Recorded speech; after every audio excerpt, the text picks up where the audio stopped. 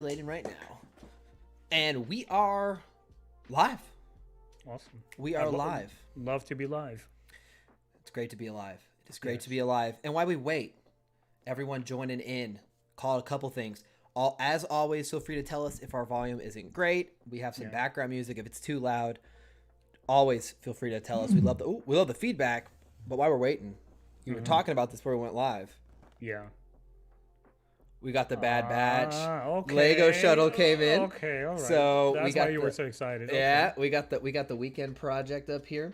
Nice. I really have fun building. I'm gonna put it back in that empty spot on that table, and we are going to put that, I think, with the Mandalorian starship when that comes in, and then we're gonna. So you think it's gonna take over a good portion of the weekend? You know, I like to build them slow. It's not that many. It's only like 1,000 pieces, but I like to kind of just relax, put on Clone Wars or put on something and just it's a go ritual. for it. Hey guys, thanks Nick. Glad to have you around. Blue Pig says our mics are more balanced. That's a good sign. That's we're learning. Good. We're evolving. Hello, guys. Hello. We are evolving. And if anyone missed it, today we're going to be talking about a couple things, a couple different topics. There was some really exciting stories, some average stories, some unique stories this week. There's always something going on for Star Wars. Definitely. I think the biggest story of the week, and I'm not even sure how closely you. This is the best thing about this live reaction with you guys is I don't prep timeline at all. I don't tell him what we're going to talk about. I don't want him to be rehearsed. I want it to just come up totally naturally. So everything that we go through, you're getting raw reaction. So I just want to say that off the top before we hop in. I discover it with everyone else. Trust me. And I think that helps because then if you have too much time to prep, it could just kind of lose the organic vibe to it. Yeah. And the real thing, I have no idea if you've looked at this. I don't know if you've thought about this, but our starting story for the night is going to be about the Galactic Starcruiser. Okay, no which idea is this is okay. So this is going to be good. So this is so people have just always kind of called this the Star Wars Hotel. In fact, I don't know if you see this right now, but our background is the hotel room of the thing. So it's like we're there right now. You and I are there. Oh, we are there. Okay. We're there. We're there. That's good to know. And so here in a second, I want to show you. They released some key details today, this week, and this was a big story. I made a video about this yesterday morning. Really quick, I saw it before work. I mean, got a bunch of people who wanted to get that information. So let's go ahead and we're gonna share our screen, and we're not gonna break it like we did last time, because we are more refined than that. We have grown. Oh, that's right. Yes. All right. Mr. Timeline, can you see my screen? No, I cannot see your refined screen. Where is it? I'm sharing my screen. You should be able to see it. It says stars. Okay, now I'm seeing it. All right. Now so this is, first of all, this is the poster they released for the Starcruiser. Now let me explain the Starcruiser to you before we dive in to the details. Now, this is a 2-night Disney World experience. So it's a 2-night, it's like 2.5, and we'll cover the itinerary, that you get to stay and be fully immersed in Star Wars. This was the first poster we got. Want to say a couple things about the poster, even though there's not like maybe a ton of vitally important information you might think right off the beginning. I do think that it is of note that we have Kylo Ren right in the background. So we know that this is going to take place in the sequel trilogy era. It is going to take place, not in the original trilogy, not in the prequels, not after. We got Kylo still around, so it's supposed to take place in that era, which aligns with Disney Star Wars, obviously. Right. But you might be asking yourself, Josh, what is this all about? Tell me what it's going to be. Well, first of all, we're going to cover some of the concept art they've revealed, right? Everything in here is Star Wars. The cast and crew are going to be totally themed, totally dressed up, totally decked out. And you're going to experience over 2 nights a Star Wars story. And we'll get into the itinerary minute by minute. But when you look at some of this concept art, the first thing I thought when this came out about a year ago is this looks amazing. I mean, if we look at this right here, that's fantastic. There's an adult bar. Everyone's going to be themed. And we'll look at a little preview here in a second. We got dining that they've started breaking down. We'll look at the rooms here shortly. You got the main area, and it looks to be, from the concept art, there are video screens everywhere to make you feel like you're in space, because you're supposed to be on a ship.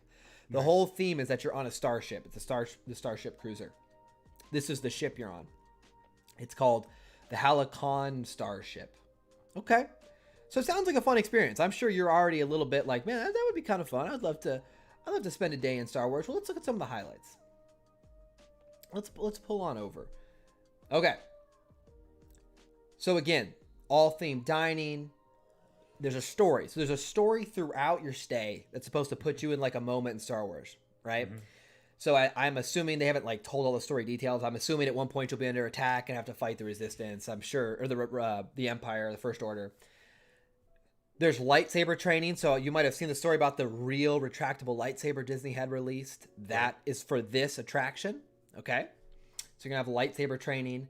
You're going to have bridge training. And you're going to actually go to Batuu, like go to the Disney Star Wars park as well. So you're not just going to be stuck in the hotel for 2 days, which is kind of fun. So you're like, okay, well, let me give you the itinerary. Let me start selling it for you. So you're going to show up on day 1 at the terminal, preparing to launch around 1 p.m. You're going to get a launch pod for 15 minutes. I don't know what they're going to do. It's going to be some little ride to your room. I don't know. Who knows? You're going to do your new ship orientation for like 15, 20 minutes. You're going to do light refreshments. I guess you're going to get some drinks. This is like by the minute. Okay. So it's sabak lessons, which is the chess they play, right? Isn't that the card game? Yeah, the card game. Sorry. Right. I don't know what muster is supposed to be here. I don't know what they're going for there. No idea. Anyway, captain's reception. So I'm sure there's gonna be some performance, like the captain's here, right? Mm-hmm. You have a dinner featuring live music, so I'm sure it's gonna be that real cantina vibe or whatever, which sounds pretty fun. And then you're gonna have an outer rim regala. I don't know what's gonna be going on there. Unexpected story moment. I like how they literally tell you like something's gonna happen that first night. An attack on the hotel on the ship. Yes, that's what it sounds like. It says prove your mettle to join an elite smuggling ring or hide a stowaway to help the Resistance. So it sounds like you could go good or bad, almost a little bit, or a little bit of a independent. So that'll happen, for whatever. Then you'll do some bridge training, and then special entertainment for the night. And there's a bar as well, so I guess you can go drinking afterwards if you're an adult, or if you're a kid, you can go to bed. So that's kind of day 1, and that sounds fun. Sounds like a good time. I mean, again, everything's gonna be heavily themed. If you've ever been around the Disney parks, the world, they totally theme it out. So I have a feeling you're gonna be totally immersed, which I imagine is gonna be very cool. And when you see the rooms, I think you're just gonna have to smile a little bit. So day 2, you got breakfast, then you get to go to Batuu, which is where some of the other park is. You're going to do the Rise of Resistance ride. There's a story moment here, so you're going to have to do some sort of story thing. Going to do the Smuggler's Run. Going to have lunch. You're going to go back to the Starcruiser and do lightsaber training with that retractable lightsaber, which we'll show in a second. I think there's a little bit more released on that. Then you're going to do some droid racing, which sounds pretty fun. I don't know what that is, but I'm here for it. Build a model ship, which could be pretty fun. Then a tournament. So you're going to get training day 1, and you better be pretty good because then you're going to compete. I don't know what you're going to compete for, but that'd be pretty fun. Then cocktails, then a fancy dinner, then another story moment, and then a big finale. I'm sure it's some story moment, right? Mm-hmm. Then day 3 is basically breakfast and get out of here, right? Get out of here. We're kicking you out. That sounds pretty fun. I mean, everything themed Star Wars. It sounds really cool. And let's look at the rooms, because they've now officially this week put rooms up. Let's see. Yeah, the concept art is just phenomenal. It is. It is absolutely phenomenal. So if you look at the rooms, I mean, look at this. Your windows are literally like video screens into space. And it's showing your, very nice setup. You got, mini fridge, all that. You got little bunks. Do you see the little cabins up there? I'll zoom in here a little bit. I mean, it just really cool. And I know they're going to knock this out of the park, right? And you got kind of the bigger, fancier room. Again, I love that all the windows are supposed to just be out into space. I think that would be so fun. Like very futuristic, simple designs. It really puts you in that environment. Yeah, and so they got bigger ones with little with rooms. Very cool. I mean, to me, this all looks awesome. Very exciting. And we have seen, and we'll pull it up here.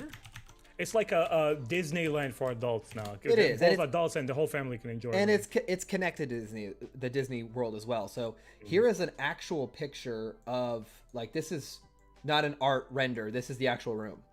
Wow. Which looks really good. I mean, it looks really good. This is the actual background I picked for us. I mean, that looks to me so awesome, especially if you're a kid in that little bunk, looking out into space. Just super cool. Very I excited. wonder, Josh, if they're gonna somehow enhance the experience. You know how they have like 4D cinema theaters, with like added sounds or like water effects and stuff like that. What if it's somehow amplified that environmentally? Also, they put you into that. You get attacked, they might shake the beds or something. Yeah, that would be cool. Yeah, very cool. And so everyone has been extremely excited about this. Now there comes, with all things in life, there's a cost, and this is what kind of generated the most attention this week, the most controversy, I guess I could say. So we got the prices revealed, and they are quite expensive. So remember, it's 2 nights. So you're going to be there. We just covered, it's basically 2.5 days. Sell me, Josh. For 2 adults. So you and I are going. You know, we're Right. big. Disney's paying for you and I to go. We're gonna be some of the first people to vlog about it. Right. It is going to be $1,200 per night for a total of $4,800. About $5,000 for you and I to attend that together, that experience together.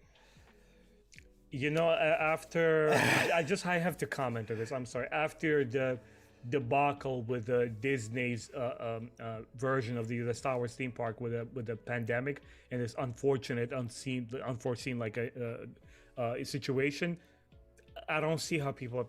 I don't know. This is beyond expensive. Like I can understand maybe $1,200 for like a family full for 4 days or something like that. Not that. That's for 2 days. 2 days.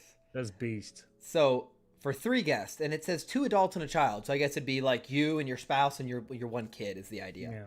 It's $5,300 total, which, you know, I guess only $300 more for 1 person. So it's, you know, it's about $500 more actually. But if you went with, and I don't get this, it says 4 guests, 3 adults, 1 child. I don't know when you'd have 3 adults and 1 child, but Yeah. let's pretend you did. It would be about $6,000, $5,999. You know, it begs the question. Okay, so here's the thing. If, logistically speaking, if the actual attraction, the hotel itself, it's a pretty big, vast space, right? Then it has to redeem itself. It has to, right? Well, And it has to have a decent amount of traffic. At these prices, it almost makes me believe that the park looks bigger in concept drawings than the actual physical space, which will be a lot more smaller and really focused around those higher paying customers. so you get some luxury here. I am scheduled to go to Disney in September. I am going to go see Galaxy's Edge for myself. Right. Never been. So I will go experience the actual park, and I'll be sure to let people know. And it's not cheap to go to Disney. And I will say though, so they tell you what's included. So it's 2 nights. It's you know, ongoing entertainment, which you're paying for. It seems like food and beverages are paid for, except for any alcoholic beverages, which it says specialty or alcoholic. You get free meals, I guess, and you get free you know, access to Disney's Hollywood Studios, which is where Galaxy's Edge is. So you're getting some stuff for your money. But as I said in the video I made yesterday morning, as I've thought about it even more since then, my hope is that they are putting so this is going to, one thing I forgot to mention, and I should have said it already. It's going to start October of 2022. So a year from now is the first time, August of 2022, excuse me, it's the first time you'll be able to stay here. My thought is they might be going really exclusive for like the first 6 months, getting like those really high paying customers. And then as it becomes more and more normal, I'm hoping they're going to drop the prices pretty significantly, because I just can't. I mean, $5,000 for 2 people is a lot, and that's not the tickets to Florida. That's not the rest. Exactly. I mean, that's not the rest of the trip. That's not the other meals, the Uber, whatever you got to do. Yeah. So, I mean, this is going to be luxury, at least until they drop these prices. And it sounds awesome. I mean, I would love to go with you know, I mean, I'm sure you and I'd go have a great time, you know, but like go with my wife. But I mean, for that price, I mean, I don't know. Looks awesome. Something like a vacation destination you would pick like once a year, and even then, it's on the pricey side. Because you know, I would assume that I don't know how these theme parks work. I've only been once at like Universal Studio and water park next to it in Orlando about in 2010. And the thing was, you know, once you go in, you could either buy like a whole day pass and you get some sort of discount, and then certain newer rides. Like Yeah. I believe Harry Potter ride at that time was the most expensive one. That was the like luxurious prices, but everything else was much more affordable. So it should have been in reverse. I feel like it first attract the customers, have them feel for it, have a word of mouth experience, and like all these YouTube reviews, and then you could jack up the price if it picks up. Just crazy. And I'd love to go. We all would. I think there's not a Star Wars. There's not a fan. Not even a casual Star Wars fan. I mean, who would want to check out a 2-night thing? I mean, it'd be awesome. Yeah. And then this is like the outside view. It looks super awesome. It's like you're in the woods. It just looks. It's almost like you're on Endor. It just looks awesome. But unfortunately, now Disney, if you want to reach out to the two of us and official part of our show, we'll take one for the team. We'll go for the fans. Please, we'll do set it. aside time. Yeah, I'll make it happen. If we have to suffer through it, I'll do it. But I don't think I'll be attending the Galactic Starcruiser anytime soon, unfortunately. I don't know. That's all I had to say on the topic. I think it looks awesome. They had a little tiny trailer, which I'm not even going to play for you. It's like 30 seconds, and it didn't show anything. I mean, what you see here is it. Just see it. All right. I'm going to mute it because I get flagged for using the Star Wars theme, and it's there. So it's this, it's... First of all, I like how they show an adult because they know exactly who it's aimed at, and the only people who can afford it are going to be adults. So anyway, we'll take it back to the top here. Again, so I got to mute it, guys. I get copyright striked every time the Star Wars theme plays in one of my videos if I watch a trailer. So, I mean, again, themed will be fun, I'm sure. Someone from the Resistance is giving you a secret mission. There's a lightsaber. Rooms look cool. It's a really cheesy line. I'm glad we didn't even have to hear. He said, "We're gonna go save the galaxy."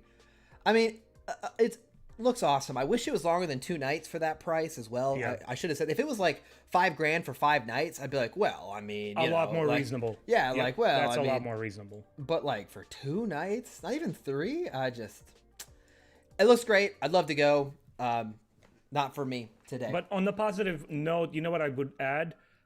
Even if you're not a goer, even if you can't make it, sorry about that. Give me a second. Sorry, you're good. I mean, look, this if they are going to match, I mean, this is fantastic concept art, and I know Disney can do this because they have an entire huge business around theme parks.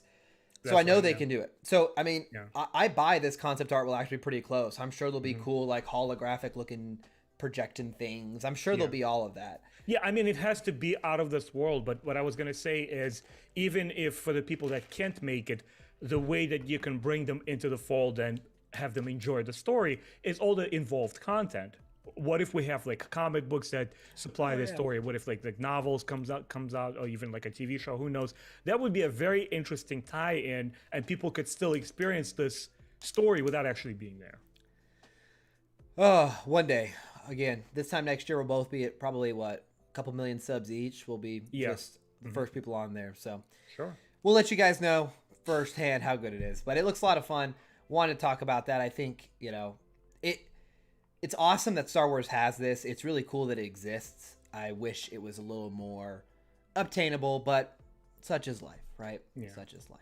Because when you brought in the Star Wars Hotel, for some odd reason, I thought it's already something that's been going on. They have a Galaxy's Edge, which is the Star Wars themed park. Like you can go build a hotel. lightsaber, right? Not an immersive experience. Okay. Adventures they call it. You know what else? And this is my last thing I'll say on the topic. The other way that they could maybe enhance this, and I know it'd probably be way ridiculous, but if it would have been like an actual part of their cruise, so you would have been on an actual ship, it might have felt like more worth the value. Like I'm literally going on a Star Wars themed cruise, like I don't know, that might have done it a little bit as well, because maybe then you can do all the cruise stuff too, like go to the Bahamas or wherever, right? But to just be like, well, no, I know it's cool that you'll still be attached to the Disney parks, but that might have been a cool way to make it like more immersive and a little more worth the price. But then of course you walk out of your room and you don't see any stars. You'd be like, oh, wait a second. I'm in the middle of the ocean. I mean, hook Elon Musk into this and like shoot people into space for real. Exactly. Because honestly, we're joking about it now, but in 10 years from now, I'm pretty sure trips to like stratosphere or into like Earth orbit will be like a common thing. Well, I mean, hey, by that time, these prices will be cheap, and you and I will be there at the Galaxy's Edge enjoying the Starcruiser. Yeah. Well, here's the thing. That story is fun and way out of our price range, but this story is much more in our price range because you and I can both afford Disney Plus. Yes. And that is that The Bad Batch has been officially renewed for season 2, and it's coming next year. And I think that is awesome. That to me was the surprising news of this announcement. I thought for sure we'd get a second season. I'm glad they announced it before the finale because that kind of hypes me up more for the finale, the 2-part finale. And it's coming next year. And there is a lot of great Star Wars coming next year. We'll talk about that. But passing it over to you, were you surprised about the renewal? Are you surprised it's coming next year? Where are you at? No, Let me know. I interacted with somebody very quickly in one of the Facebook groups. And the person was saying, I think it was actually my group, and the person was saying, like, oh, were you guys surprised? Now, he was asking the same question.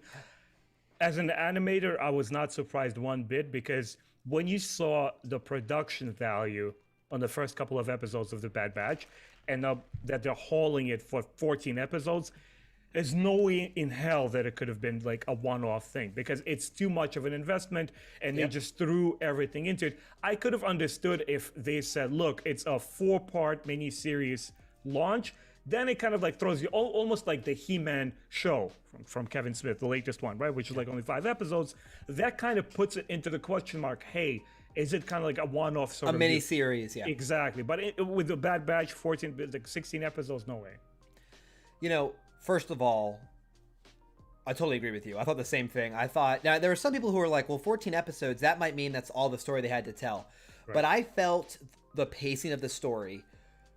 A lot of the complaints I've seen about the Bad Batch is like, oh, it's not really going anywhere, or it's doing too many little side missions, or it's introducing too many characters we already know.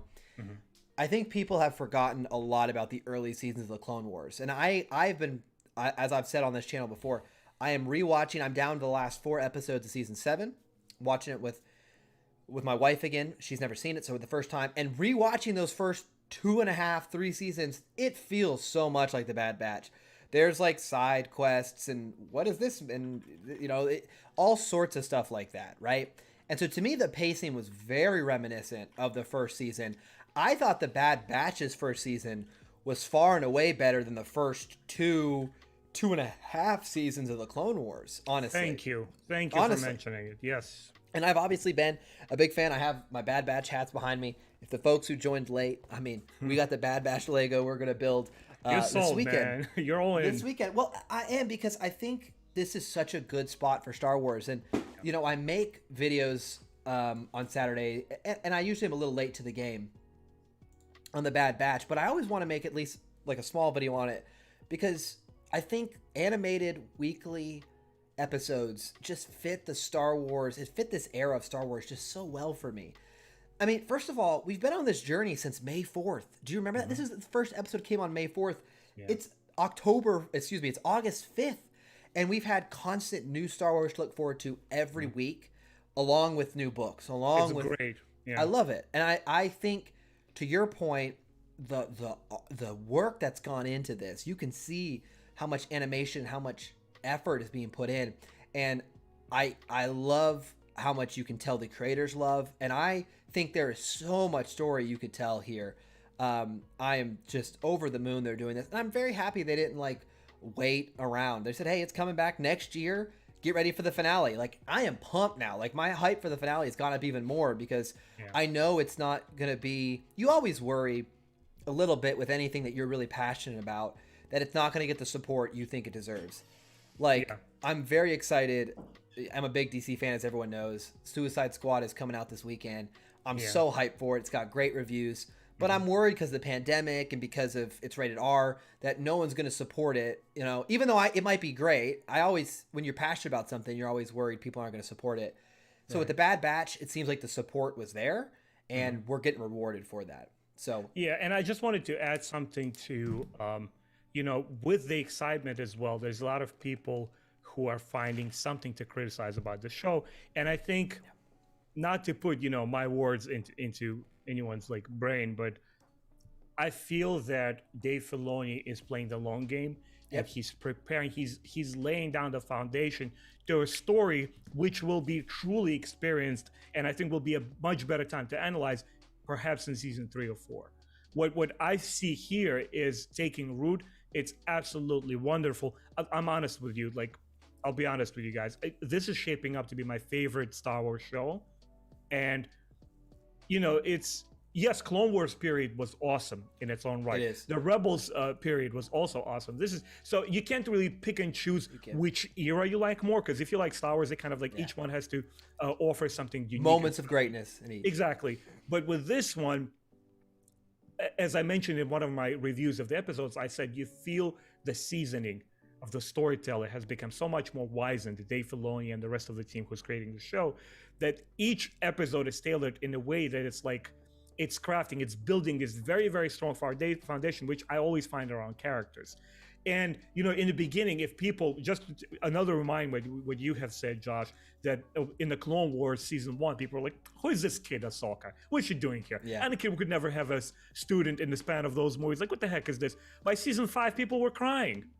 And that's the beauty of it. I think, just as an advice for somebody who's watching it and find it's a little bit irksome, hold your horses. Yeah. Let's get to season 3, see where this story is at, to the heart of it, and then we'll be like, that's where it was going. You know what I mean? I don't know where the show is going, but I can think of a couple ways that are going to be truly powerful. I think we've hinted a lot at the end of Camino, or the end of and that is going to be hard. Like, it's funny because those guys aren't like the Kaminoans aren't like good guys or anything, but it's kind of like the end of that era. Like, I can think, like we talked about in your podcast, I can think of the first time you're exposed to Camino, the lightning, the white, sterile, the kind of eeriness to what's going on here.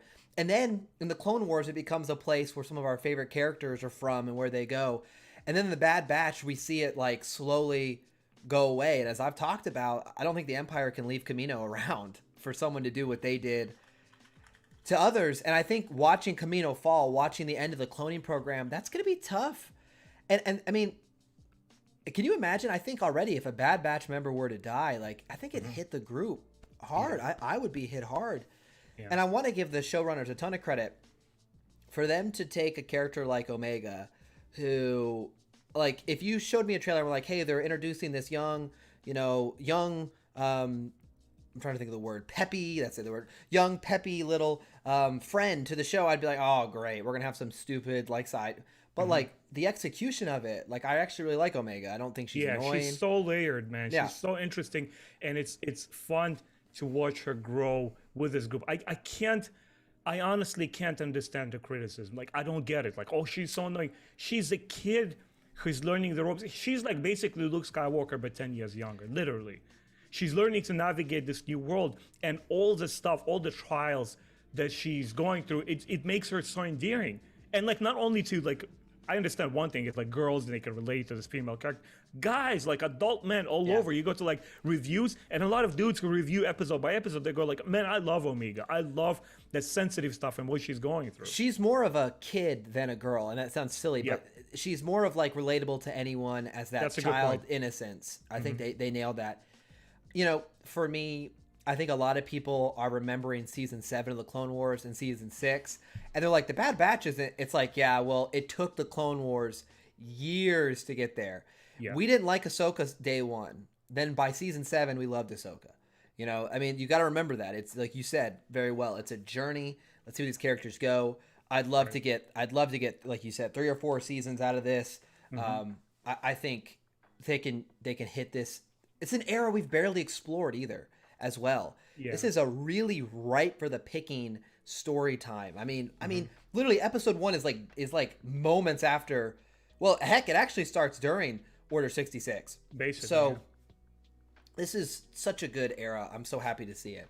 And just to quickly add to what you were saying, what the greater overarching theme could be in this particular show, like the heart of the show, the greater conflict. I feel if they go the route with the Dark Times, which the Dark Horse comic books covered back in 2000s when the prequel trilogy was coming out, they were basically already showing what happens after episode 3, and this is the Dark Times. This is where some of the biggest expanded universe characters like Quinlan Vos go through his trials. And this show is the perfect timing to prep for that, but at the same time, show us the origins of the Inquisitors. If they go that route, I think the show can really separate itself from everything else. And the stuff they're doing, like you just said, alluded to, watching the transition to clones to stormtroopers, inspired by the art of Ralph McQuarrie's. It is just awesome. Seeing the clone commandos. I mean, I'm just eating this stuff up, man. I'm absolutely in love with the imagery here. It's answering so many questions. And, I've seen some comments in the chat. J Charge literally said, Omega is actually less annoying than Season 1 Ahsoka was. And I agree. I thought Season 1 Ahsoka was harder to root for. By the end of the show, she's like your favorite character. But right off the bat, you're like, no. But I thought they've done a really good job of letting Omega just, like, be a character that fits with the group, as opposed to, like, trying to force her into places she doesn't feel natural. I think she feels totally natural with the group, totally appropriate. I love her character. And I gotta say, 2022, we're going to be thriving. Because we have Kenobi, we have Bad Batch Season 2, we have Mandalorian, we have Andor, and in December of this year, we have Book of Boba Fett. So we are going to go... Has this been confirmed? Like, I'll double check on the Book of Boba Fett. I am fairly certain it's this December. Yeah. We will find out. December 2021. Yep. First episode. I am so hyped for the Book of Boba Fett. Everyone knows my Boba Fett love. I'm not going to get into it, but we're going to hit... I'm a little skeptical. But we're going to hit at least an era of content that I think we can all be excited about. And to your point, when I look at this list, I'll say it. I think Andor is the one I'm by far least excited for, because I just feel like...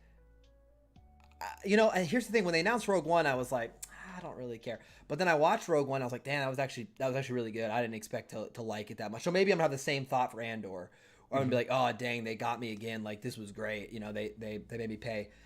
Yeah. I'm a sucker for fan service. So everyone caught me. Kenobi is definitely at the top of my list. I love Ewan McGregor. I'm gonna just take fanboy goggles on and just say this show.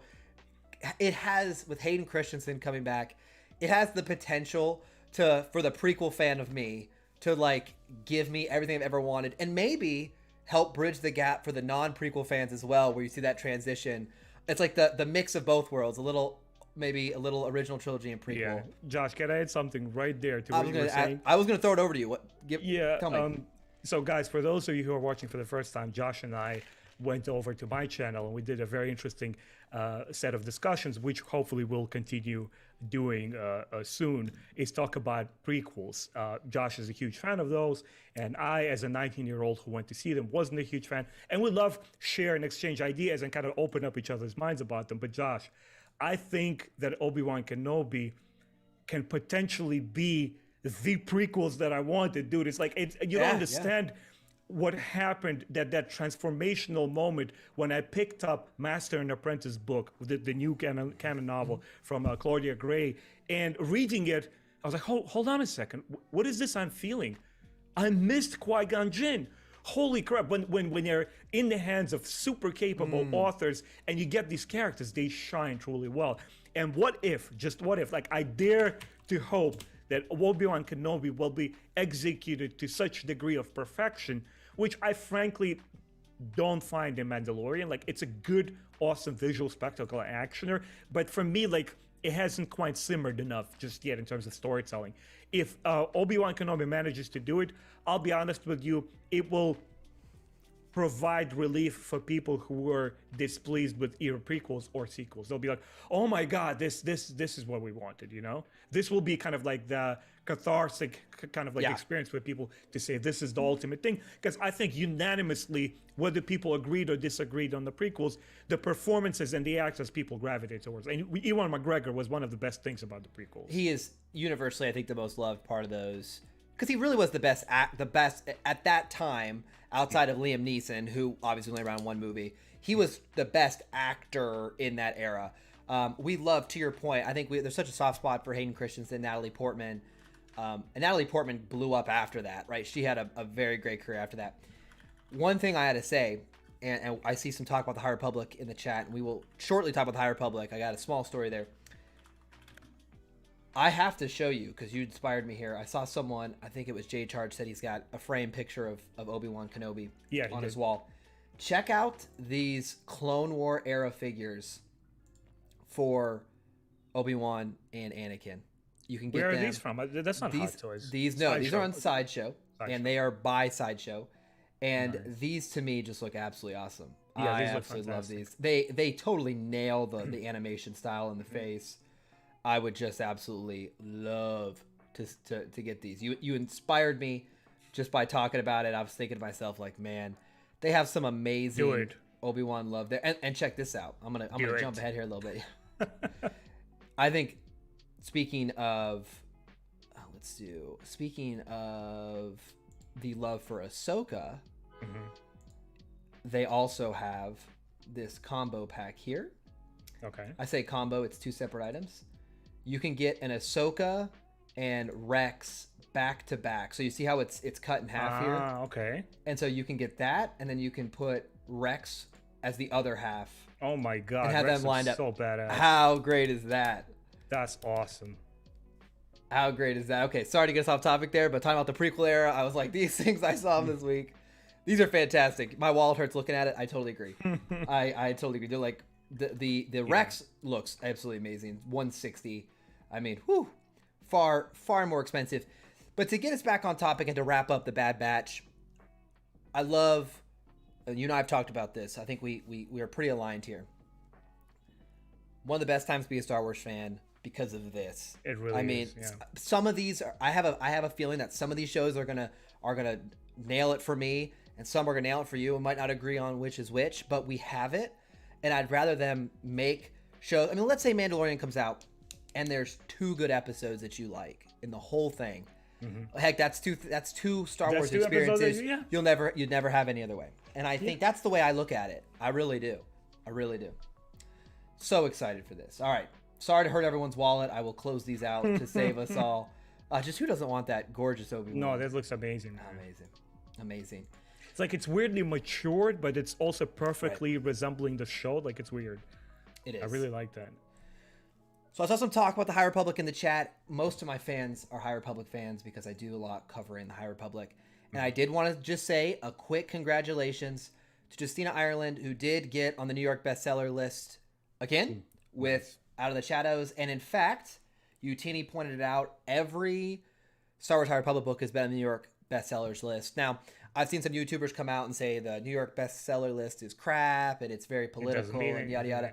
Yeah. That's, have whatever opinion you want, but all I'll tell you is I looked at the list today, and it's not just like only left leaning. Like Ben Shapiro's new book is like number 3 in the nonfiction, so it's not just one skew, one view. They look at what books are very popular and trending, and they call them out. I'm not saying it means everything. I just think it deserves acknowledgement, and it to me is credit to Disney for I think attempting to really generate a community around the books. And we can have a meaningful conversation with a critic when his book ends up on New York Times bestseller #1.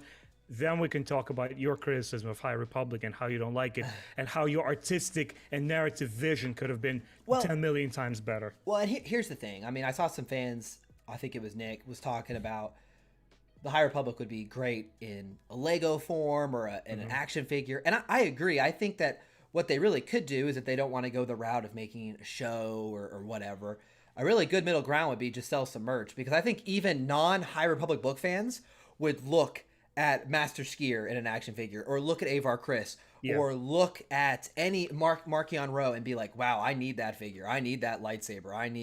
I really think, or the Funko Pops. I mean, those Funko Pops would go crazy because people love Funko Pop. The Funko Pop could be, anything you want, and people will buy it if it's Star Wars themed. So I highly agree that you can make some good merchandise there. And I was just pointing out, that the New York bestsellers best time list, while it's not like a sales indicator, it does indicate popularity. It's always been used to cite positive performing books. I don't know why we're going to pretend it hasn't been. I mean, Oprah's books will be like New York Times bestseller. Like it's always been a metric of success. And Josh, to be honest with you, if we put even the New York Times bestseller aside, once again, I don't mean to sound like a High Republic salesman. Any video review that I go out there and check out from a person who has like a load of Star Wars books in the back, and he sounds like he knows what he's talking about, that he has read beyond 10 or 5 Star Wars books that he's fiercely defending, that the person is knowledgeable, most of the reviewers are like, look, this is awesome, or hey, this book is competently written, but it's not my cup of tea. And that's as far as those reviews go. Whoever is like trying to review bomb it or portray the High Republic as like low quality woke garbage, these people don't know what they're talking about, period. And I will call them out every time. Yeah, it is unfortunate. I do think though we talked about we got plenty of videos on the channel, and you and I talked about last week, there's a lot of High Republic coming up in comics and others. So there's a lot to be excited about there, including a new audiobook this month and 2 new comics as well. I also will call out, and we'll talk about it before then, but this just sparked my memory. Legends fans out there, these covers are coming about a month from today. I already have picked up Heir to the Empire and Darth Bane book 1, and I'm definitely going to be picking up the rest of these when they come out. Josh, let me ask you this thing. There has been an article, actually, I've seen on not an article, like a little tweet. Yeah. A lot of people were calling out that all over US, like Barnes & Nobles and Amazon, distributions of the first batch of these Legends books, that the covers, like if you take a cover of a book, like it doesn't completely cover the edge of the book itself. And you know what? All the 3 books that I got, I examined them. They have that like little fault in them. I think I'm gonna have to go back and like buy them again. Oh, you know what? All right, we're live. You're gonna watch me look at this in real time. I'm gonna go back here and look at. Because guys, like to be honest with you, I have like every single Star Wars Legends book because I was collecting as they were coming 1,000 subscribers, and I had each book bought already without that Legend stripe or anything, so I don't need to go out and buy them. But just looking at the quality of the covers and how cool they look, I had to go and buy them again. That's how much you are correct. I don't know, my camera's not going to pick it up very well, but it's not going to show up. There is a gap. You are absolutely correct. It's so annoying, man. This is just a great. I gotta say though, it's just a great cover. It is. It is like, but I'm like my OCD won't let me have it. I have to buy it again. I understand. Well, you know what you could do? You can give away. You can treat. That's what I'm gonna do. And you can treat this like it's a rare one because it's a misprint. You can be like, hey, I got a misprint of Heir to the Empire. There you go. Yeah. Guys, self-promo right here. Yep. Follow Benjamin at the Star Wars Timeline and for a chance to win those Legends Trilogy books. Shameless plug. Plug it all day long. Everyone here is subscribed to you typically, but the links are in the subscription. In the description, not the subscription. Okay. Very excited. Okay, so I got some rapid fire stories. It's gonna be some quick ones. Smaller weekend news. First thing I want to call out. Did you play the most recent Star Wars game, Fallen Order? Jedi Fallen Order. I specifically waited to get a PS5 so I could play it in glorious 60 frames, and it was the hardest year of waiting for me, but I finally secured a PS5 and beat it. And guys, I have been playing Star Wars games since like Super Nintendo and PS1 days. It is by far my favorite Star Wars game. We're getting more. You're going to be happy to hear it. On their earnings call, EA announced that they're going to continue to invest in Jedi Fallen Order sequels. That was on their official investment call. So great news for us because I think there's a lot of story they can tell there. So pretty much as a gamer for many, many years and understanding the trends, how their announcements work, I can guarantee you guys, I can put my $100 to this and bet anyone that the part 2 has been already in development for at least since they finished part 1. I guarantee you. It sold very well. Yeah, it sold extremely well because EA had that little moment of zen after they tried to sell the idea to fans that single player games don't sell anymore, and the entire gaming industry was like, huh? What are you talking about? And then this game comes out and like sells crazy numbers right from the beginning, and like, oh, I guess we were wrong. They do sell it. And thank God that the studio that was behind this game did not cave to EA's pressure. They're like, hold on a second. Let us develop this game without any stupid transactions, without any online component. This is a one-player experience, and we'll give you the greatest story you can experience cinematically in Star Wars. And boy, people responded to Cal Kestis, and his little droid became my favorite after R2-D2. I love that droid. I love him. I love that you can customize him a little bit too. I really like that. I'd love some more customization. I thought that it was actually pretty good what they had, but I'd love even more because, look, we're not going to beat a dead horse here. Everyone wants the open world game, which we know is in development. We want that open world Star Wars game. The fact that Star Wars games have not been as good as they could have been is actually one of the great mysteries to me, because it's such an easy world to make great games in. I feel like, I know. who am I to say I can't make games, but it sounds to me like a bunch of home run. I mean, you could make so many great stories for Star Wars video games. So good news here. Yeah, I mean, they did have great games, but they were like sporadic. You know, you had Rogue Squadron here, and then the Galaxy at War RTS strategy game over there. But the point being, I agree with you completely. It's like it's so sporadic, and there wasn't really a focused plan to just crank them out consecutively, because they would sell like crazy, like hotcakes. You could have a Star Wars fighting game, you could have a Star Wars racing game, whatever you can imagine you could put in Star Wars, and it felt like it just didn't deliver in that regard. Yep. 2 comments I agree with, Nick. It was really just poncho customization. You are correct. I did like that you could update your lightsaber though in color, and the droid you could customize his color, I believe. Yeah, and the lightsaber, I like that you could do dual wield or not, or double-sided. I like that. Yeah. And the other comment, yes, an open world game on Coruscant would be amazing. Don't you remember that the game they announced all those years ago was supposed to be like a bounty hunter game in like Sector 20 whatever? Exactly. That would have been amazing, but we'll get there one day. Okay. One more wallet hurting story, and then a story that I'm not sure if we'll have enough time to talk about. I'll get your thoughts. But I did want to say, now this is not going to mean a lot to you, I don't think, but they announced a hot toy of Luke from The Mandalorian. Now, I know you weren't a huge fan of his appearance in The Mandalorian Season 2. However, it is a pretty cool looking figure. So it's amazing looking, actually, because one thing from Sideshow that I always criticize, their figures are phenomenal, but to get the likenesses of popular actors, it's extremely challenging for them. I have only seen maybe 1 or 2 figures, like Han Solo, they pretty nailed. This one is pretty damn close. I think this is one of the best renditions of Mark Hamill's face so far. It's pretty good. Yeah, you look at their other, like, because I was looking to acquire one of the Luke Skywalker figures. I wanted the one in his orange pilot suit. Yeah. And it's just the face didn't sell it to me. This looks really good. It's good. Yeah. It's a great figure. They're selling it as a deluxe version with the broken droid. It doesn't flow for me as a figure. Like the pose to me is awesome with him with the fist up. Looks awesome. No, I think it looks fantastic. But the droid body, the Dark Trooper body is kind of like, I don't really care about that. He looks awesome though in that pose. It's a really good figure with the dark hood. I could see a lot of people with this kind of pose on their desk. Pretty sweet. Yeah. Pretty sweet. Okay. Last wallet hurting story of the night. I promise. This is the last story. Now this one might be big enough for its own video. This one we might have, maybe we have to lead off next week. We'll see. Okay. See how much we want to talk. Let me ask you, did you hear about Palpatine's contingency plan? This was a story on the official Star Wars website that came out on August 3rd. Have you heard anything about this? Well, we were just talking about the Fallen Order. Not Fallen Order, I'm sorry. The Star Wars Battlefront 2, doesn't it address Palpatine's last plan? What was it called? The Project? Yeah, not Cinder. Cinder. Yeah. That was the where they they cooked that planet up. Exactly.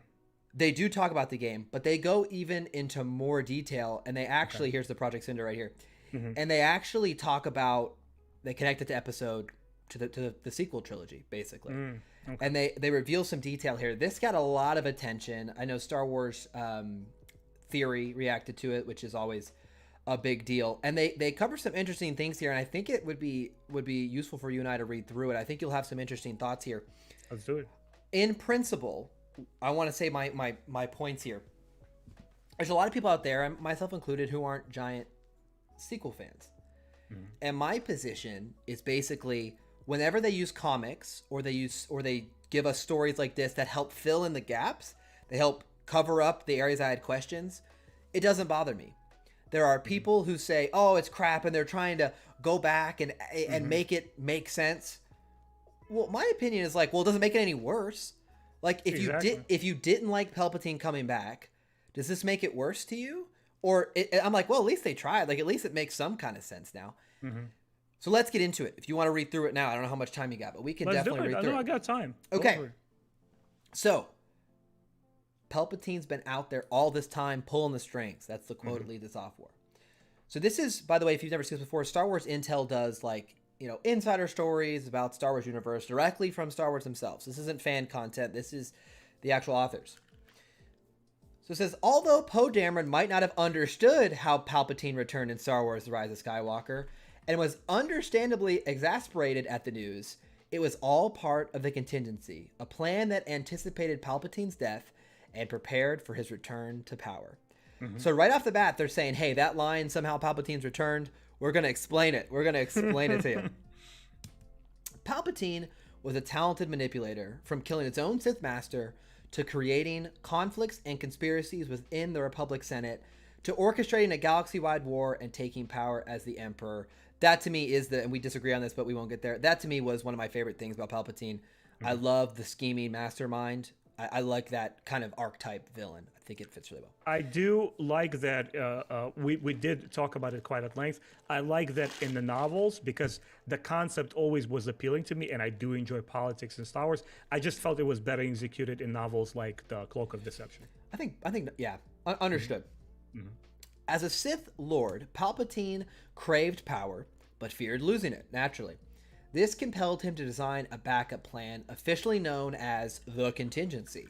In the event that he died, Palpatine's plot would go into effect. Okay? This was him from the game, Battlefront 2 you talked about, which I thought was a cool concept, like the droid with his kind of projected face. Like projected face, yeah. Originally introduced in Claudia Gray's Star Wars Lost Stars as a concept, the Contingency itself began in Chuck Wendig's Aftermath trilogy. After Emperor Palpatine was unexpectedly betrayed and killed by Darth Vader, and word of his death, along with the destruction of the second Death Star, traveled across the Empire, the Contingency unfolded as planned. Sentinel droids were dispatched to Imperials throughout the galaxy and advised them on next steps, starting with Operation Cinder. And I actually liked that. I think that was a great idea. I think for someone this powerful and this paranoid and this scheming, he would have a plan to die. I always thought that made a lot of sense. I have no problems with that whatsoever. Operation Cinder sought to destroy Imperial and New Republic planets alike, with the goal to destroy sensitive information or other liabilities. I love that too.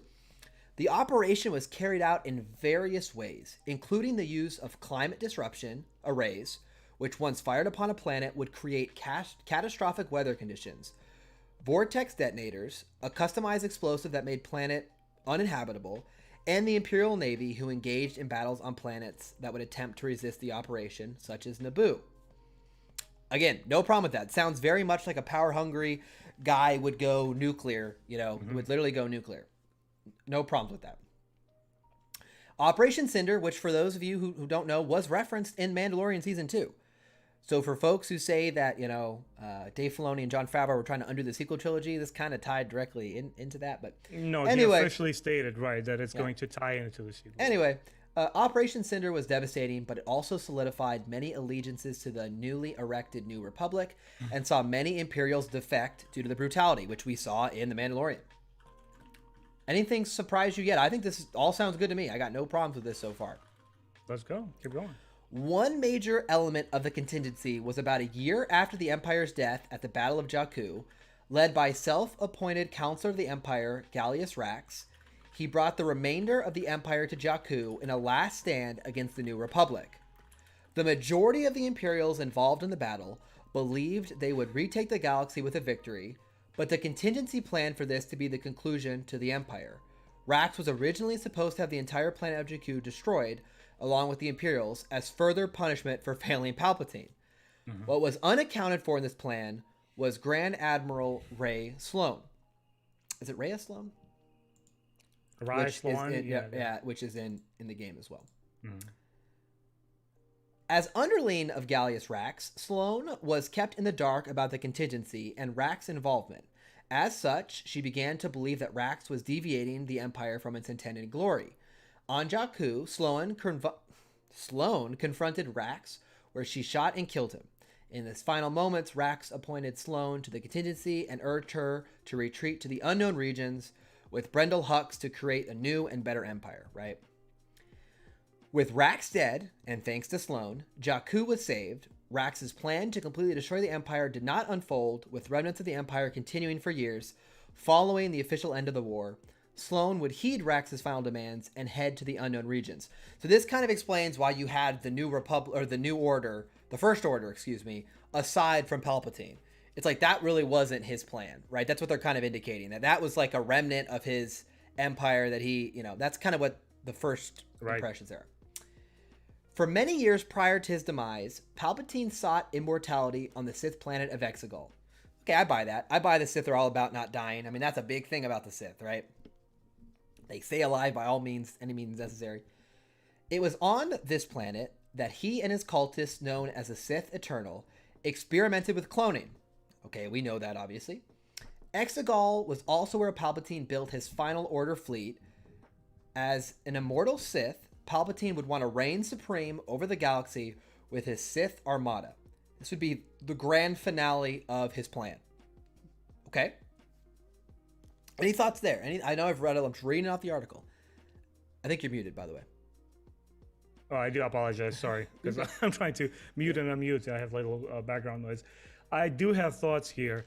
Doesn't it kind of like throws it even more into like Uncanny Valley? Because as they're trying to explain why this whole thing with the Palpatine and the First Order came about, it begs even a bigger question. Where the heck did all of these Sith and the Sith Armada builders come from? Because the Sith are supposed to be following the rule of two after Darth Bane, who obviously has been canonized in the Clone Wars series. Yeah. After that period, it's always been about the Emperor and his student apprentice, Darth Vader. Yeah. Where are all these guys coming from? Well, so I read Sith cultists as like underlings, like that worship him as a ruler. So they're not necessarily Sith practitioners. Exactly. They're just like underlings. That's how I read it.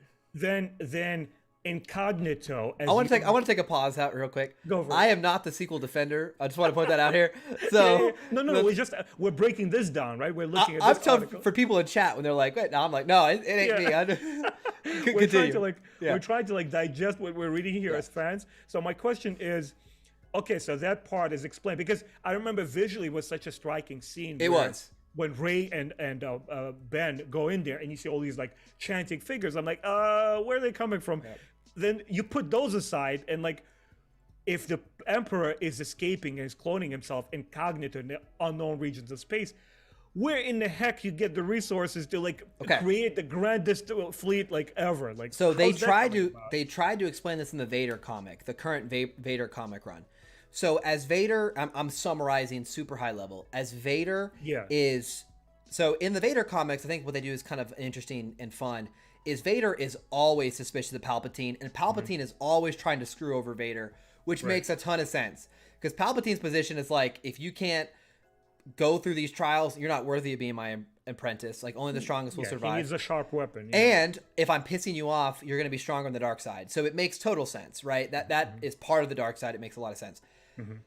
In one of the issues, as Vader is like trying to figure out what Palpatine's scheming, he uncovers that Palpatine had started this and was building these on Exegol, like between The Empire Strikes Back and Return of the Jedi. So he uncovers this plot.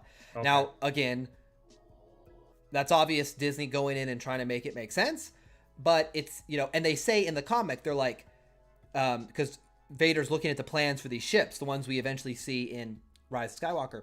And he's like, these are going to be more powerful than any ship we have right now, but they're not complete. Like, none of them are complete. So they reference that's why he didn't pull them out in 4, 5, or 6, as he never had them ready. Again, with all of this stuff, you have to do some mental gymnastics. Of course. So, when Palpatine was killed on the second Death Star, his consciousness transferred to a clone of his own body on Exegol, but that body was too weak to contain him. This led to Palpatine creating more clones and strand casts of himself in the hopes that one would offer a more suitable vessel for him to inhabit. All of his efforts ultimately culminated in Rey, the daughter of one of Palpatine's strand casts. She was the perfect vessel, but her father and mother did everything they could to hide her from the sinister grandfather. So the explanation for Palpatine living is that he didn't. It's some dark side power, I'm guessing, where you can maybe like Harry Potter, Voldemort Horcrux style, where you keep part of your soul somewhere else. I mean, that's kind of what it sounds like to me. Yeah. But it couldn't contain him because it's not a perfect vessel. Everything with the dark side has typically a catch. Like, hey, you can live forever, but it's like crap. It's kind of like. Yeah. Did you ever read the Darth Revan Old Republic book? Yes, I have. So I'm totally blanking. It's Scourge. So Scourge at the end of that book gets immortality. I don't know if you remember this, but at the end he's like, It's "Hey, been I'm decades. yeah." Since So I in read the it. end, I'm totally blanking on the Dark Lord. He's like, "Hey, I'm gonna gift you immortality," Right. and Scourge is like, Heck yeah, that sounds great." And then as he goes through the ritual, his blood like literally starts to boil. He goes through like unbearable pain, and he's like, "Oh my gosh, I'm in so much agony. When is this gonna end?" And I think it's Darth Nihilus. I forget who it is. He's like, "Yeah, you're gonna feel like that for the rest of your life. That's the price for immortality, right? Like that's the dark side. The Right. dark side is always like, hey, you can extend your life at the price of suffering. So to me, it kind of makes sense. Like, yeah, you can live forever, but you can't actually make it. You know." Destiny and the Contingency would catch up to Rey in the form of the First Order, led by one of Palpatine's evil duplicates called Snoke. Although Snoke was unsuccessful in bringing Rey to Palpatine and was unexpectedly killed by his protege Kylo Ren, Palpatine continued to pull the strings in order to reel in his granddaughter so he could achieve ultimate power. So if you guys have seen, you know how the theory out there is, how Snoke had the black kyber crystal ring? The theory is that's how Palpatine was controlling Snoke, was through some sort of force power with the dark kyber crystal. I have no idea. Again, we're making this stuff up. With the Final Order operational, it slowly deployed from Exegol and pledged to destroy planet after planet. The Resistance worked quickly to counter this new threat. Rey accepted her role as a Jedi and rebel and arrived on Exegol to bring a conclusion to the conflict. Palpatine planned for Rey to partake in a ritual which would allow him to inhabit her body and live forever, which makes that. But Rey had other plans. With help of Ben Solo and Jedi Past, Rey took her final steps and defeated the Phantom Menace once and for all. I do like how they said the Phantom Menace. Yeah, I like that. Yeah. Now, let me just say something off the top. To me, like, this is how I kind of pictured it happening when I watched Rise of Skywalker. I have always said, I stand by this. What would have made all of this so much more effective is if at the end of The Last Jedi, you acknowledge that Palpatine's alive. Just like in the end of Attack of the Clones, where Dooku goes off and like leaves, and the Clone War, like that there's a bigger plan afoot. Like when Dooku leaves the battle, right?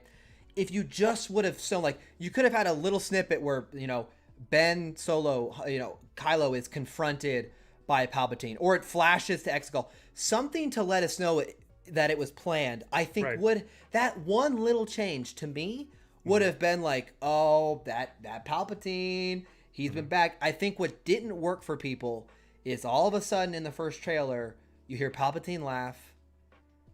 And the opening scene, we're on Exegol, and we're like, what the heck? Like, I think that one scene, would have really helped us feel like it was generic and not kind of shoehorned. I read a lot there. Open it up to you. What are your thoughts? I don't buy it. That whole article feels, if you weren't reading it to me, I would have stopped at the first paragraph. It feels like they're throwing a bunch of crap at the wall and trying to see if it sticks. And to me, none of it does. And here's the thing. Here is a 20-plus year Star Wars Legends fan speaking. I never liked clones in any capacity. I think they're cheap and easy route. It's a cop-out. Is like, hey, we can't conceive a better villain. Let's roll with the legacy, with what fans already know. Educate me as a Legends fan that I'm not a big one. They've had Palpatine clones before, right? Yeah, so the Palpatine clone comes out in the Dark Empire, famous comic book, and it's primarily known for its amazing art. And when I read it back in the day, my boy William suggested it to me. I was just getting into the novels, and I said, let me stick with the books. He said, no, you got to read the comics too. And even then, I read it. I was like, I flipped through the book. I said, okay, it looks phenomenal. I love the art. I love how like Luke sort of goes to the dark side, and then Leia, and they dance around this whole thing. The moment you get to Palpatine, I'm like, boring. Even the legendary Thrawn trilogy, which, again, there's the trend of people that's like romanticizing Legends book and saying that we're all ideal. Thanks for pulling those out. Yep. This is what made the Dark Empire legendary. It's not the return of Palpatine. It's not any sort of amazing grand storytelling. It's a basic what if story. What if Luke goes to the dark side, which is sort of inconceivable after we see Luke in episode 6, because he goes through that journey of understanding what the dark power is and how it lures you in, and he's not willing to cave in. So here, it didn't make much sense in terms of continuing the Star Wars storyline. It worked a lot better as, hey, what if? You know what I mean? And to that capacity, I guess even Palpatine works. But what's cool about this book, and it's not even defending clones, but what's cool about this one was that it sticks to its guns. It says, look, Palpatine is back, but unlike Rise of the Skywalker, which was completely lazy. J.J. Abrams basically tries to brush fans off with a single line. He's like, somehow Palpatine returned. And I just felt like it was like a slap in the face. In this book, they're telling you, Palpatine lives. Why? Because he has a contingency plan, he has clones, and his soul, his spirit, traverses from one body to the next. And here was my thing. When I was reading the Thrawn trilogy back in the 90s, again, people romanticize it like it was the greatest book ever. And they were great trilogy of books. And I always recommend them. Thank you for showing that. But one thing to me, and this is in the 90s, this is when I was first reading this book, which felt like a complete bummer. And thankfully, I don't judge a trilogy of books solely on its strength of its ending. I enjoy the journey itself. So when you get to the end in there, major spoiler alert, please plug your ears or turn away if you haven't read the original Thrawn trilogy. But by the end of it, there are also clones. There's a Luke clone coming out with a very uninspired name of Luke Skywalker, like a W there. Yeah. And I thought it was just so silly and stupid. And it didn't work then, and to me it doesn't work now, because my thing was, if in Star Wars Legends books, it is not a secret, it's a fact that the Sith Lords also have spectral forms, just like the Jedi. Yeah. Remember, you and I spoke about prequels and how at the end of the episode 3, when I felt like the story was rushing to wrap itself up, and they were saying that Qui-Gon Jinn was the first one to come back from the nether realm of the Force in a spiritual form. It felt completely silly, because after you pass along, after you die, everybody has access to that kind of like Force life, so to speak. And I was always thinking, like, hold on, so why can't Palpatine's spectral form come in and manipulate a young and capable Sith potential and say, like, hey, by the way, I'm going to find the one who's youthful and strong and possess them? Just tempt Rey. Or tempt Rey as a Spectre. And the funny thing is, when I was raising all those questions in the 90s, after being slightly disappointed with the Thrawn trilogy ending, those books supplied it, and it's Tales of the Jedi. Exar Kun, one of the fallen Jedi who turns Sith and whose spectral forms lives on for thousands of years and comes to haunt Luke in the Jedi Academy trilogy. And to me, it felt like a much more creative and almost like a epic fantasy kind of theme, almost like Sauron, being held back or sealed away in this magical space, and now he's coming back. I feel like, and we'll wrap it up here because we've talked about this for a long time. Mm-hmm. I think for me, as a big dark side fan, I mean, I find all the uniqueness of, to me, that the light side of the Force, the Jedi, they're relatable, and they're us. They're you or I. They're the average person, and that's why I find the Sith so interesting, because they're not, I mean, everything they do is a little different, a little dark, a little eerie. And I would have loved if they just would have gone, to your point, clones and time travel to me are like one and the same. Not that they're the same thing, but they really complicate stuff. Marvel has really complicated their movies by adding time travel in. Yeah. Clones really make things complicated. And not like the clones of the Clone Wars. I mean, literal like clones of Force users who can keep all their powers. Now, this article says that he couldn't make a clone that could contain him, which I actually like that, because it would be dumb if you could just literally make a clone as powerful as you. So I don't, with the sequel trilogy, and you're someone who I think likes them even a little better than I do. There's a lot in the sequel trilogy that I don't actually have a problem with in concept. I think in execution is where they miss the mark.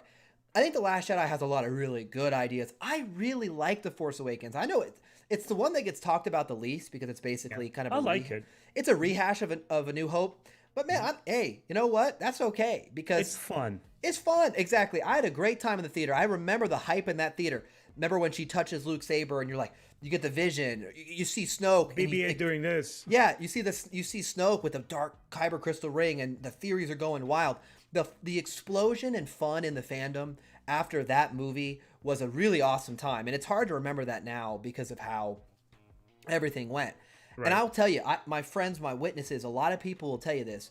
When the Last Jedi trailers came out, when the Last Jedi like synopsis came out, I literally told people, I can get witnesses. I literally said, this is going to be my favorite Star Wars movie. I know it's going to be. And that's maybe why I didn't like it as much as I set myself up maybe for failure there a little bit because I was so hyped. Mm-hmm. Because I was loving what Luke was saying. He was talking about the flaws in the Jedi. And I'm like, yes, like I feel the same way. I'm a dark side sympathizer. So I'm like, yes, I agree. Like Luke is saying things that I want to hear. And those parts in the movie are what worked best for me. Yeah. They just made some missteps along the way. I think you take out the Canto Bite. Just for coherency. It just felt like a weird, oh, we found the lock picker and now he's in the cell next to us, code breaker. It's like, okay, wait. I think you make Hondo not so aggressively anti-Poe. I mean, she could literally just looked at Poe and been like, hey, Poe, I got a secret plan. You're not going to be privy to it. I outrank you. Trust me. Yeah. But she did this whole, like, I'm going to, like, tough guy you and bully you out, which I didn't like. Silly. Yeah, it was silly. I didn't like. But, I mean, honestly, the rest of the movie is fairly fine. I didn't mind the throne room scene. The one thing I didn't like is at the end when Kylo goes, they do this really cool scene where he's like, you know what, I'm done with Snoke, which I really liked. I was like, yeah, that was unexpected. Mm-hmm. I just didn't like how immediately after that's done, he's like, let's go rule the galaxy. I'm like, I don't think that was him. I don't think that was his headspace. I thought he was going to be like, I'm curious. Well, I'll tell you, I always felt like he was tired of being like manipulated. I felt like he felt like he was under Luke's thumb and then he was under Snoke's thumb. I thought he was going to kind of like kill Snoke and be like, peace, I'm out. And I thought Rey was going to have to like go hunt him down and bring him to have her help beat some greater threat in the third movie. Because Kylo to me didn't seem power hungry. He seemed to be the kind of dark side user who was led there by fear and by anxiety rather than by greed and by power. And I know dark side always leads you to want power. It's just part of the natural progression. But I felt that wasn't in his character. And that could just be me, putting what I want in the character, projecting it onto him, right? It's not my character. I made him up. I didn't make him up. So I felt like that to me was like, oh, okay. And then I felt like, to your point, the Rise of Skywalker, I thought tried to just kind of, let's tie a bow on this and just call it a day. Mm-hmm. Rise of Skywalker had some really cool moments for me. I'll be honest with you. It was cheesy in certain parts. It was dumb. I thought the Palpatine force lightning the entire sky, I thought it was cool. I don't care how stupid. It should have taken all the ships out to be cool. Yeah. The fact that they just kind of floated kind of killed it. If he would have like taken out like 50 ships, I thought it was cool just to kind of be like, okay, I'm up in the ante, like, whatever. Like, all he apparently can do in the movies is force lightning. So might as well just make it like the coolest force lightning you've ever seen. All that being said, and I'll pass it back to you to have you wrap us up. There were a lot of cool things in the sequels. I'm not someone who thinks the sequels ruined Star Wars. I think they just weren't for me. I'm sure there's a lot of younger fans who love them. They had moments of greatness. I don't mind if they want to try to explain it and say, hey, I know this seemed rushed, but here's really why we did it. Whatever. It's not going to hurt it. It's not going to make it any worse to me. I mean, maybe they'll come up with a good explanation that will, finally click. But to me, if they want to try to tie up loose ends, go for it. I might not even read these articles or the comics. Yeah. Give it a shot. Back to you. Since we're here, we're finishing with this article and the return of the Palpatine. And I remember watching my response to the trailer to the Rise of the Skywalker, and something just felt wrong in my gut, man. Like the first one, The Force Awakens and The Last Jedi especially was one of the greatest film trailers I've ever seen in my life. And to me, the movie on the major part of it delivered, even though it wasn't, a little rough around the edges. But with The Rise of the Skywalker, right away I knew something was terribly wrong. There's too much on screen. It felt like a jumble of ideas, even in the trailer. And when we get to the final film, here's my thing. You mentioned that you wouldn't have minded this Return of the Palpatine if he was foreshadowed. Yes. My thing is, honestly, you could have kept The Last Jedi as is and started with this film and still effectively take us as audience to a point where either logically or mythologically and through the use of force or magic or spectral ghost, Palpatine was still the manipulator. And I think all of it rested on a very strong script, which they didn't have. I am a believer that criticizing the sequel or the prequel trilogy on the basis of they didn't have a plan, they didn't have a roadmap, it's a little bit off, because as a creative myself, as a person who understands how films are made, and even if we take a look at the most basic analysis of the original Star Wars trilogy, you could see how the ideas evolve and how they add on top of the existing concepts with each new movie. No second movie is written before the first one is finished filming. That's not just how it's done in Hollywood.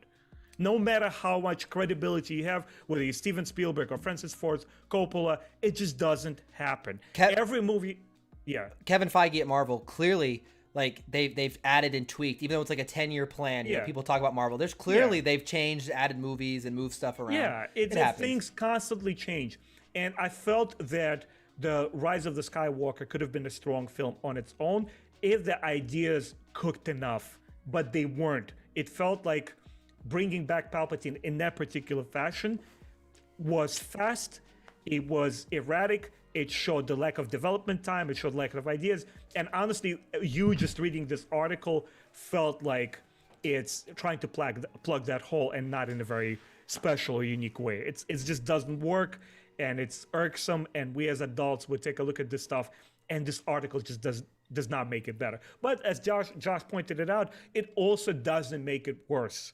If you don't like something in the first place, and there's additional information out there or additional stories and novels, maybe you will like those and say like, hey, this is what happened to me in the prequels. I didn't like what I saw on screen.